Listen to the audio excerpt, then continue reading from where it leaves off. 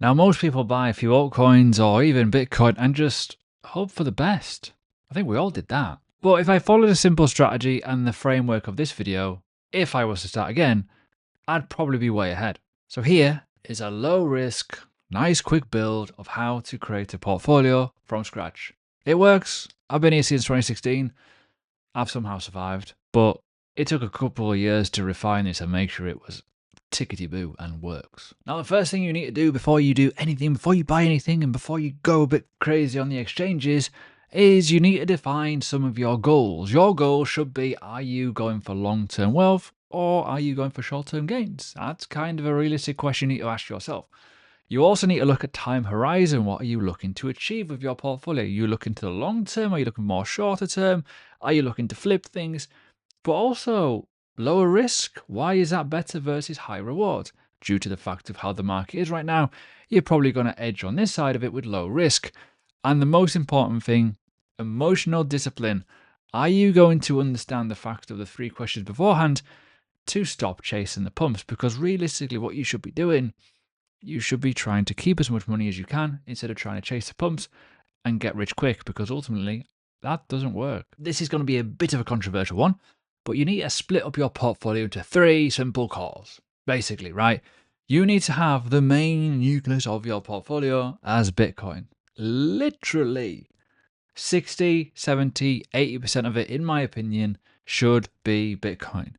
The rest of it is split up into 2 little quadrants: growth and moonbag / high risk. You need to have a great divide here.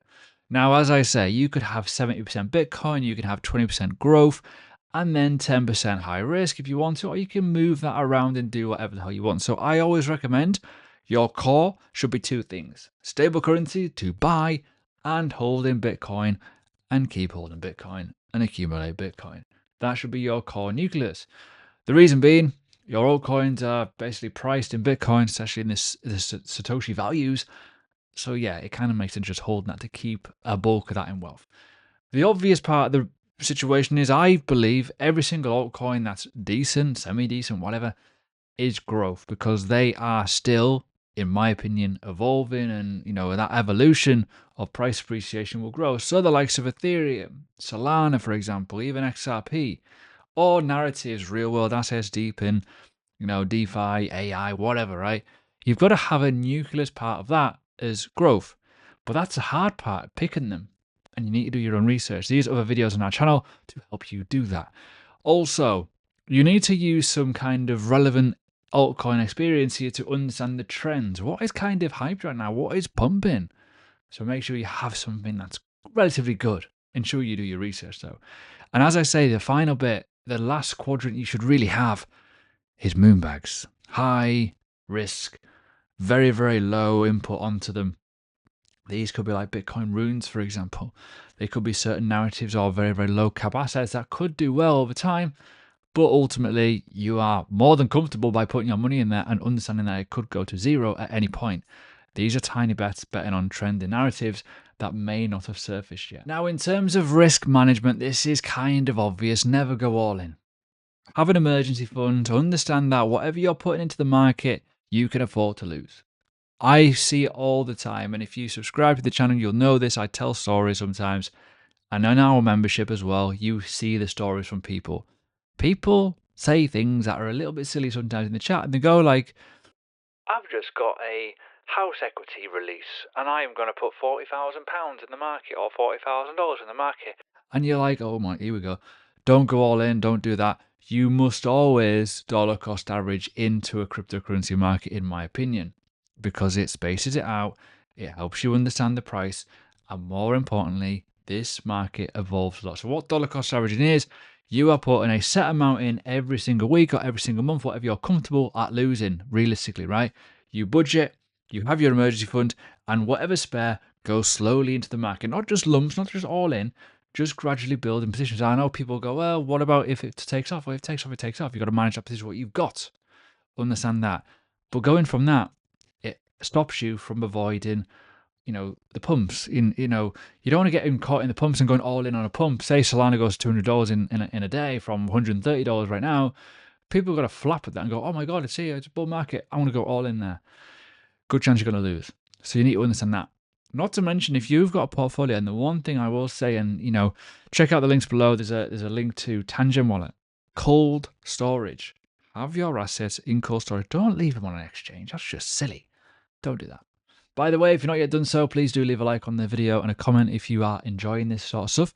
And yeah, subscribe. We do have a 14-day free trial. Check out our website. It's all there. And the thing that people forget, the obvious thing, is you need to rebalance and stay consistent with your portfolio. You need to do a check every 3 to 6 months, in my opinion.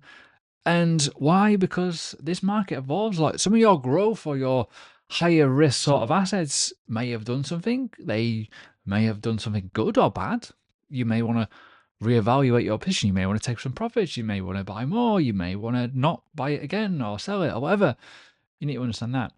You also need to remember one thing about consistency is sticking to the plan. That's the hardest part of it, in sticking to the plan, sticking to the discipline, and sticking to the understanding of, I want to make money, I want to keep wealth, and I'm going to do it by these assets. And then everything else, you can be consistent around your 3-month plan of rebalancing your portfolio or changing things up. Because realistically, would you want to buy the fear in good assets that you like, or would you not? Let's be honest here. Most people don't like to buy the fear. Now, the last little bit of a bonus section, let's be honest here. You need to track your stuff. CoinGecko, CoinMarketCap, you got Delta, you got loads of different portfolio websites that you can use. Up to you.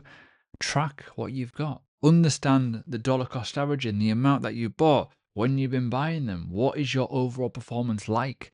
Because that will help you. Not to mention, look at potential exit plans. Being able to sell a pump, for example, and get some of that profit out of the market. And more importantly, try and get risk-free as quickly as you possibly can.